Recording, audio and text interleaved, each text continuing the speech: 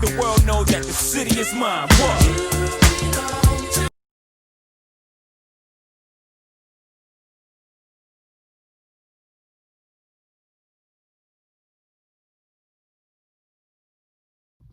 Hey guys, how you doing? This is Sean Woods of your City of Coaches podcast. First of all, I gotta tell you guys something, man. I know I haven't been on here in a while. Coach is a fan of it as well. But like, subscribe, go to YouTube, City of Coaches podcast, where you get the real in-depth conversation, one-on-one. Parents like to see it, other coaches like to see it. People contact me all the time. I'm gonna try to keep the contact going.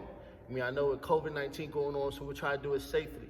With that, Coach, I'm not gonna dap you here, but we're gonna make sure I say welcome to the show. Coach, can you introduce yourself to my audience real quick? Yeah, I appreciate you having me. My name is Coach Farbod Safavi. I'm the head basketball coach here at Cienega High School. Appreciate you, man. Yes, we over here over in Vail, right? Vail. So I got a little story about Vail. So I just recently came back out here to go to some cave. Have you heard this cave? Colossal Cave? Colossal Cave. Okay. So I was like, all this open air, and Coach has educated me that, they actually kids here and stuff like that. So Coach, first and foremost, how did you get the position over here at Cienega? Well, I've been at Cienega. This is going on my 12th year as on the staff. I've been in my 3rd year as the head coach, and I got the position. Our old head coach, who's now our current athletic director, Matt Johnson, sent him an email and started volunteering as a freshman assistant coach 12 years ago, and kind of stayed late, picking his brain and trying to learn as I grew up through the ranks here at Cienega. This is all I've known. This is the only place I've coached high school, and I love being here. I work on campus as well, so it's my 7th year working on campus, 12th year as a coach. So I have to ask you, piggyback that real quick, because I want to ask you a question, because we're all, we call implants, right? We all coming from somewhere else, and you off camera, you told me you're from California, and you did time in the service. Appreciate your service as well. Yes, sir. But when your original assignment was up, what made you stay in Tucson? Family. Okay. So I got my current wife, my wife now, and we have two little kids and her family, and so we settled down, and I finished school at the U of A as soon as my tour in the Air Force was done after 11 years, and finished my master's at Grand Canyon, and while I was doing that, I was fortunate enough to land a job here at Cienega where I was coaching and working at the same time, and it was just a perfect fit, and so I was able to stay here and really ride my time out until I was able to have the opportunity to be the head coach, and that's kind of what I worked for all those years. And you had a kind of a smooth transition, right? Because even though you were on staff, and it seemed like you implement these things right away, so it's kind of smooth for the kids to just go straight into your direction, and it showed in that fall league where we played against them in the fall league when I was the 1 year I was down here in Tucson. I actually seen Coach. I was like, oh, this person knows how to coach and stuff like that. You have bodies, you have players, you have well-developed and stuff like that. So can you give a little description of how your coaching style, how kids are adapting, and how you're attracting some of these good athletes that you have come over here? Well, I appreciate that. I'd love to have relationships with my kids. I firmly believe I like to coach my players hard, but I like to first have a relationship with them because they should be able to call me at 10, 11 o'clock at night on the weekends if they need something, family issues come up. Those are the things to me that come first. If I got that relationship with the guys and we're close and we can coach them however we need to, and those are the kind of guys to me that want to run through a brick wall for coach because they see that coach will do anything for them. Coach will run through a brick wall for you first. I feel like I give them, their respect at the same time if I expect it back. It's not about my way. I try to keep things mutual. That way they understand that the respect is mutual. And that way, they want to play hard for you. Because if they don't want to play hard for you, really, I don't think anything between the lines matters. If they know that you don't care about them, then they're not gonna play hard. Speaking of care, so obviously with this, COVID-19 hit us back in March, right? It hit us hard, right?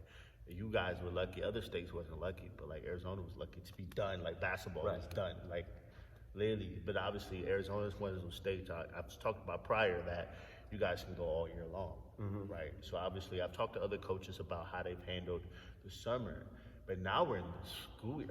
I'm not say halfway, but almost. We're about to be hitting a winter break. So obviously, how did you guys handle fall? Not being able to go. Yeah, fall was pretty much shut down. We weren't really doing anything up until I would say, going up to after fall break, which this year was pushed back. So really going up until maybe November, early November, end of October, is when we started doing some non-contact workouts.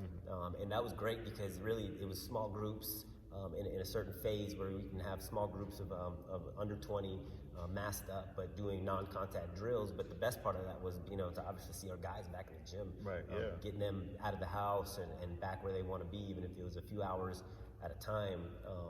That's great because at least we're building those connections and trying to build some team chemistry and getting some guys back in the gym, getting in shape. Because you could definitely tell after the first few weeks that who had been doing things and who wasn't. Yeah. They needed it. That's good, man, that you was able to do something and you kept the relationship. Did you utilize what's the thing, like Zoom and stuff like that, or did you use any of that stuff? Yeah, we did. We held some Zoom calls, but to be honest with you, those guys, all the guys, to me, at some point, they're on Zoom all day long. They're doing classroom, they're doing schoolwork, they're doing stuff. So we would set up some Zooms, more small group. And I think one thing Cienega did that was great was that we had a Cats Connected program where every staff member had a certain amount of kids that they were checking in on. So on top of just that, I was calling guys, calling families, checking in, and more individually, and trying to keep it a little bit more personal than massive Zooms where a lot of guys aren't as comfortable to talk and kind of really talk about how are you feeling. If somebody's down or not feeling well mentally, they're not going to say it really in a group Zoom chat, but they will tell coach if you're talking to them or if you're talking to mom and dad over the phone. So I tried to do a little bit of both, try to mix it up a little bit. And what's the pending, I'll say tentative, what's the tentative date for you guys to be able to get going? Well, the date we have January 5th. Okay. As of right now, on AZ Preps, we got a game scheduled for that day. And hopefully it happens. Hopefully, I know the AIA has set out their January 5th date. And that we're supposed to have practices up to 14 days prior to that. And so we'll see. I know our district has really done a really good job of doing what they can to make kids play, to let kids play and do it safely. So as long as, and the way I tell my guys right now is I know we all want to get started right now, but if we get started right now, it's probably not the safest plan. Where if we get pushed back a little bit and let the numbers go down, let the metrics settle down, hopefully, then we're able to actually have a season. And I tell them our school year goes until May. And the way I look at it is I just want a season. I could care less if it's in January, February, or March. I know the guys want to play. And to us, once the ball's in the air, the month of the year isn't as important. So I think the safety of them doing it as safe as possible, regardless of when that is, hopefully it's this year, soon. Yeah, and that's the biggest thing, man. And people understand. I know it's a new trend going on. We're not going to go into it, but there's a new trend going on. But honestly, truthfully, school ball matters because it's not just necessarily just being part of it. It's the staff, it's the coaches, it's the teachers, it's the facility. All of them are hurting during this process. And, I understand you're going to try to make the best. Parents will try to make the decision to keep their kids happy. It isn't always necessarily the safest situation. I want coach to go. I love school ball, obviously. And stuff like that. But I want parents, whoever watching this and stuff like that, to pay attention that these school balls matter, and these teachers and the coaches and stuff like that, they matter as well. They just doing the best thing. They're frustrated just like anyone else. So just stop taking your kid out of school. Indeed. and to piggyback on that though is I think the most important thing for kids is they want to play. Yeah. And at the end of the day, a kid wants to play and have the best opportunities for them. But school matters. Having the accountability of your head coach being on your campus where you can see them and check in with them, check in with teachers. I know the kids don't love that all the time, but parents know that my kid is being taken care of when he's at school by the coach. There's levels of accountability, and then while it's an ideal time for a kid to not play for their school because there's no school ball playing. It's also taking a kid out of school and not playing for your school, not playing for your community, not playing for something across your chest that matters. Man, it does.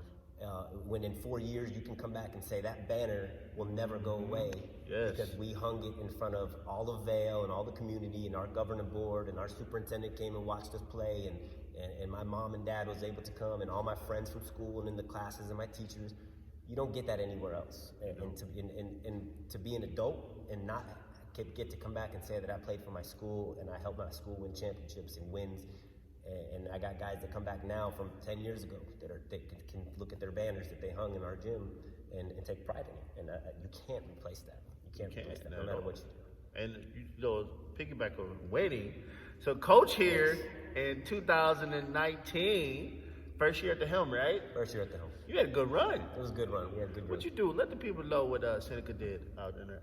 So I'd like to start being picked last, and I appreciate that because that gives us a little fuel to the fire. But yeah, Okay. First year we returned 3.4 points per game from the previous year. Okay. So my last year as an assistant, we had a really good team, senior loaded.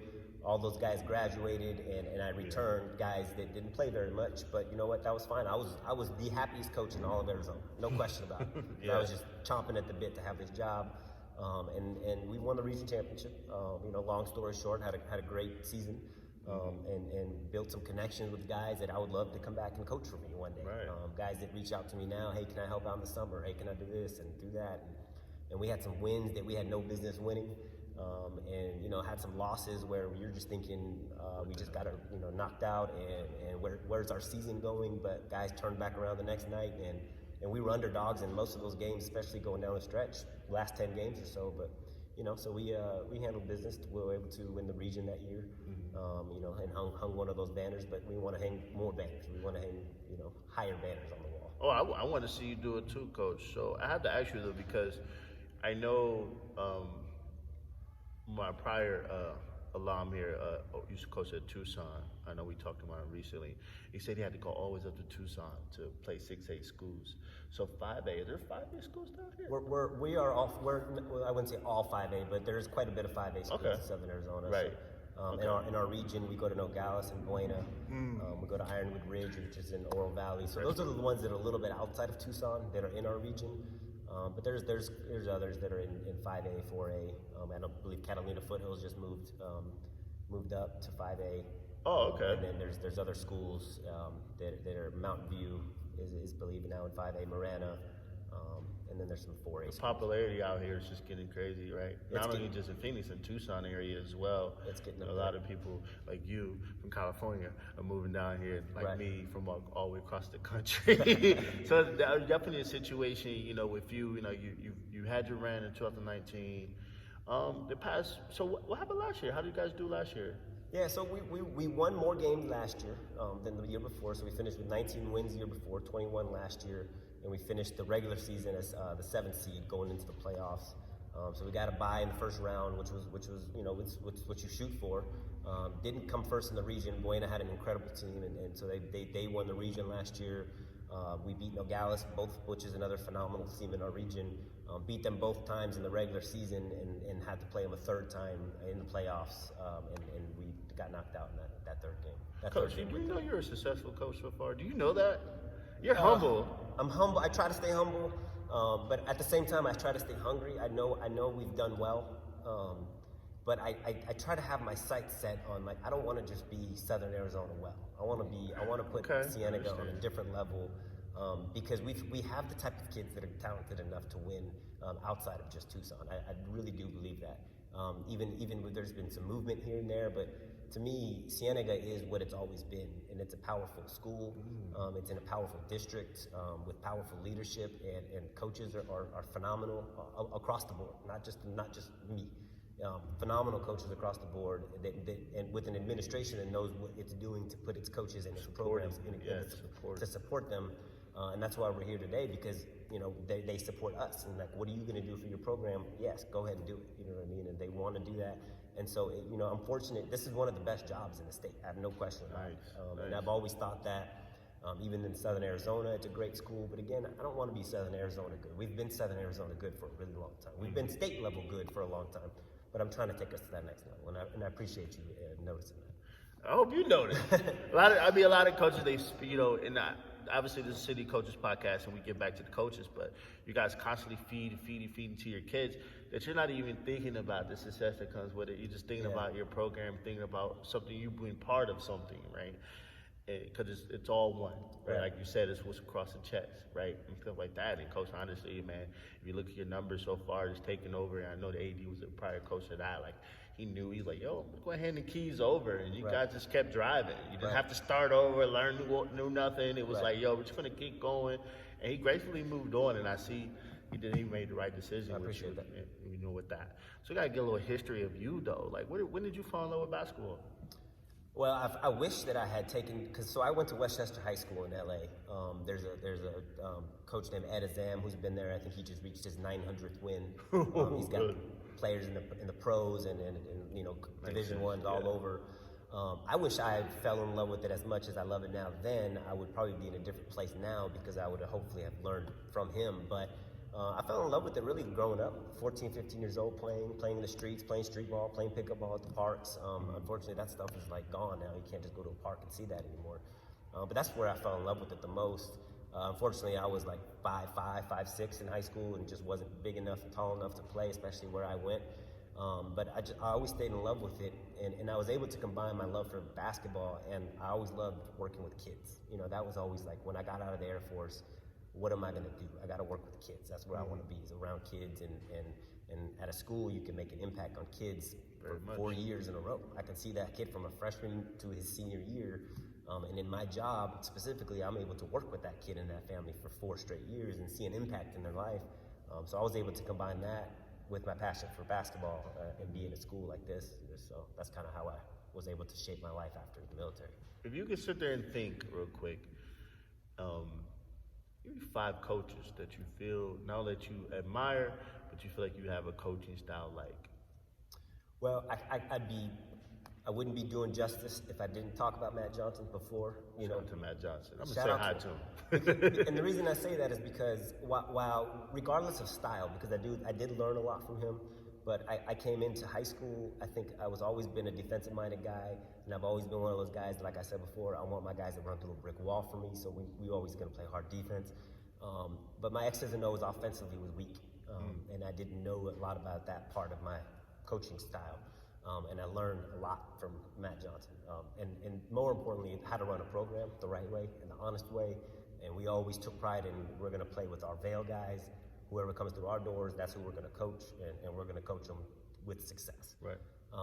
But in my time though, Jim Reynolds at South Point, what I've done is reach out to, especially during this pandemic, because I would tell my kids in these Zoom calls, come out of this pandemic better than you went in, and because I'm doing it. You know, and I would tell them, coaches from Basha, coaches from Gilbert, Sunny Slope, again, South Point, Doug Diamore over at Foothills. These are all coaches, even Dave Glasgow, who used to be at Buena, and we were their rivals for years. But I always look at these programs, and how are they good every year? Every year. Like, and they haven't changed coaches. Their staff, for the most part, stays the same, and they're pretty consistent in what they do. They do what they do, and they do it hard. You know, every one of those programs that I've mentioned, you can look back and say that what they hang their hat on is always the same. It doesn't change. You may change some tweaks based on personnel, which is you know, obviously you got to do that. You got to adjust as a coach. But those are some of the programs that I've looked at ever since I started here. It's like, damn, all those schools are good every year. Every once in a while, you have a school that pops up that has a good year or two. But those guys, man, they stay good. And so I had to reach out to them. You know, I would reach out and say, hey, what do you do? What do you do in your off season? You know, at Cienega, we're fortunate enough to have a 6-period basketball class. Starts the first day of school. Okay. So, you know, we were able to kind of like figure out who's going to be in that class, and boom, we're doing skill work, we're doing fundamentals, we're doing shooting, we're doing this, we're doing that. But I always thought, okay, what else can I do with that time? Like, I don't have to use that time for my guys in the weight room, because we have state-of-the-art weight room with one of the best weight coaches, Steve Schween, in the state. So I don't have to worry about that part. And then I'm able to grab Steve Schween and come to my 6-period basketball class and work with my guys on just specific basketball-related stuff. Look at that. And you can't beat that, but again, I'm trying to get better. What else can we do with our time? What are you doing at your school that you're winning titles? You're not winning region championships. You don't even brag about your region championships. You're hanging in state championships. Right. You're playing for those Final Fours every year. That's where we need to be, and we got to be doing that consistently. We see it, Coach. You definitely, you're on the right track, and the way you give back to the people that, molded you as a coach you are today, right? Like, I look at you, your 3rd year as a head coach, but you have all that experience on the sidelines with a coach who actually had a winning program as well, and you just kept it going, man. That's really good. So I have to ask you a question. You being a defensive coach, and the NBA doesn't have much defense anymore. If you can grab one player that you think played defense and who'd be good in your system. In the NBA? Yeah. Well, I'm a Mamba guy, so I got to give a shout out to Kobe first. If we're going to talk about Kobe, we're going to talk about pros. One player in the NBA. Man, does anybody play the defense in the NBA right now? Kawhi. Kawhi, yeah. I gotta long say arms, Kawhi. long everything. I would have said Giannis until he didn't show up in the playoffs this year. And just like now, I lost all respect for him. And even though I'm a Lakers guy, and I'm giving a shout out to Kawhi, but I really firmly believe, outside of probably like LeBron, maybe Durant, like Kawhi probably locked down anybody. I mean, and he could take 1 through 5, and I consistently think that. I mean, I don't know what happened with the Clippers, but that's probably an organizational fault. Not the Lakers. It didn't happen to the Lakers. It always happened. Like, shout out to the Lakers for winning the championship. I ask you that because, like, a lot of times you still, as a coach, you still hope that when you're having your speeches with your players, you can still grab someone. Right. Hopefully, you still can grab someone. Before, you had so many examples. I remember as a kid, my coach, I have so many examples of all these players, and everybody played. And now it's like, so I had to ask, see if you found someone. You found someone. Yeah. Quite, I mean, at the end of the day, he could play basketball in his sleep. That's Yeah. a beautiful thing about them. Exactly. With him and stuff like that. And at the college level, you have your coaching style, stuff like that. And if you watch any college basketball, your top 2 systems in the college level. Ooh, that's a good question. Well, I think Jay Wright runs a discipline. I mean, you got to just kind of throw your hands up at Jay Wright, especially offensively. They're so disciplined. Like, I watch videos and try to get better, try to pick some things off of different coaches, and regardless of the level. But I still love watching the defensive guys. Patino's Louisville teams. I love watching Huggins in West Virginia, and the reason I love them is because they adjust. You'll see 3 different defenses in a half. Just adjusting, just throwing some different things at your opponents. I like Sean Miller, and I think U of A is a good program. But I think that adjustment piece kind of grows old on me a little bit. It's like we get to watch you hard hedge ball screens for 40 minutes, and you just getting beat off. Like, you want to see the trap, you want to see some zone. They just want to outscore. Yeah. They just want to win by outscoring. And if they get down, they lost the game. So they have this high tempo, just rack up 60 points, and hopefully you can hold off the other team. I mean, it's different. But we should, I like, that's another thing about school ball, not to get back to school ball. Like, the coaches are implementing systems and making sure these kids have those fundamentals. Right. So they don't, because, me being a former college coach, like, I would get kids that would be so good at these schools and then they fall. Yeah. Why? Because they have no fundamentals. They wasn't taught anything. They wasn't taught how to even be a teammate. Right. Oh, yeah, exactly. And that's what we're going to lose when we, start catering to these new systems, these prep situation, because there's no family in it. Right, it's literally he's on a team, then he's gone. Playing on different teams. You're playing on different teams. You're switching up. I mean, you might be on 3 prep teams before you even walk out and get your high school diploma and stuff like that. And then guess what?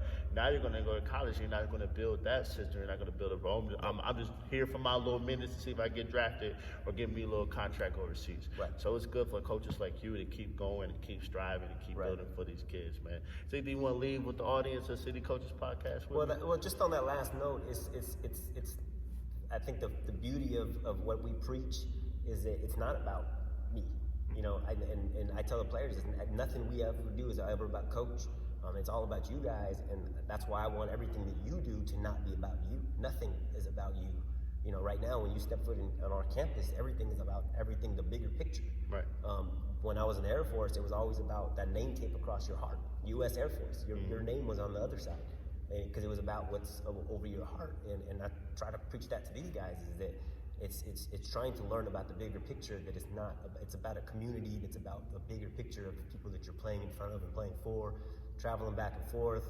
You hear your team, you played at Sierra Vista last night, you hear on the announcements today in front of your teachers that you guys won, and your class cheers for you, and you're walking around on a Friday morning in class on your varsity uniform on, because everybody knows you have a game tonight, and it's that feeling that you just don't get, when you don't play for your school. And then at the end of the day, I tell the guys, do what's best for you, because everybody will always have to do what's best for them. Yeah. But look at your end result. What is your end goal? And if your end goal is to play college basketball, I can get you there. No question about it. I've gotten kids there in just 2 years of being a head coach. I've gotten kids multiple offers. Sure. Kids that were playing JV as a junior year. We had a kid, Terrius Ratford, who was playing JV as a junior, was 5A breakout player of the year for the whole state of Arizona his senior year, and got 3 offers to go to college. And so it's doable. Your end result is doable playing in high school. You don't have to play in California and Nevada to get there. No, they're good enough. I trust me. I've done some drive to go see a player. You're good, kids. Yes. If you're good enough, the coaches will find you. Yes. I've driven through cornfields and everything. So and a good high school coach will help them find you. Oh yeah, you won't even have to. Absolutely. A good coach, like, hey, he's mannerable, respectable. He's a lady, everything's taught. How is he in class? What does the teacher say about him? What does the school think about him? All those things matter. And high school coaches will drive you. Yes. They'll take you to these tryouts. Because this one did. No question about it. Oh yeah. Trust me, we know all about it. We can go all day about that, Coach. I really appreciate you coming on the podcast. How do people get a hold of the program, and preferably you too? To look out for the team, hopefully in the season. I run all the social media stuff, probably Twitter, our Twitter basketball account, Cienega _ basketball hoops, or Cienega High School. I'm here all the time. So reaching out to me or email SafaviF@vailschooldistrict.org. Any of those ways, I'd love to reach out, and any opportunity to promote our program in our school, I'm always out for. Well, definitely, you guys definitely got to come check them out. Yes, sir. Please do. It's a program, especially in southern Arizona where it might be overlooked. But honestly, truthfully, he knows what he's doing, and I definitely appreciate you coming on the podcast, Coach. That's the biggest thing there, with me, reaching out to you, like, I coached again. Let me see how he's doing. So I'm definitely appreciate you. You say, welcome me into your gym substance. Yes, sir. Which is an auxiliary gym. But look, the auxiliary gym looks like a main gym. It's crazy, but it's nice. But if you want to see the real gym, who's the first game of the season? January 5th. January 5th. Is scheduled against Nogales. Is it at Nogales or here? It's here. Here. So if you want to see the new brand new shiny floor in that gym too. Brand new floor. Look at that. I appreciate you guys logging into the City of Coaches podcast, Coach. Definitely without question. Thank you. Hopefully you can get going. Hopefully soon. Right? Because the relationships are there. Right? Yes. With the players are there. Right? They're in the school. As long as you keep them happy and motivated, they'll show up for you when it's time to go. Exactly. January 5th, whoever it's going to come quick. It's going to come, and you guys going to be ready to go. We're going to be ready. And I promise. Like you said, you're ready to practice day and night man. to get there. Once they let us go, we'll be going. Everybody go ahead and, like I said, find them on social media, Twitter. Come to the first game of the season. Well, I don't know. You guys having fans? We're not sure yet. Okay. If not, they'll be live streamed on Bobcat TV. See, look, that's We got important. you covered. We got Bobcat TV. Make sure you look them up and make sure you get to watching. That might be just the new normal, honestly. We'll take As long as you guys keep we going. have a film crew that'll follow us around, hopefully. Well, hopefully like that. Not only follow you guys, please like and subscribe on City of Coaches Podcast. Find me. I know I'm busy with my other ventures, but please make sure to keep logging in. I'm trying to get the contact out to you guys. Oh, and I do have a new sponsor. Pickle Juice. Pickle Juice, everyone knows that Pickle Juice helps you out with cramps, something like that. Look them up online, Twitter, I think on Instagram. It's called picklejuice.com, and we'll take it from there. Coach, I really appreciate the opportunity. We're going to high five in the air. I appreciate you being here with us. Most definitely, man. You guys looking, tune in.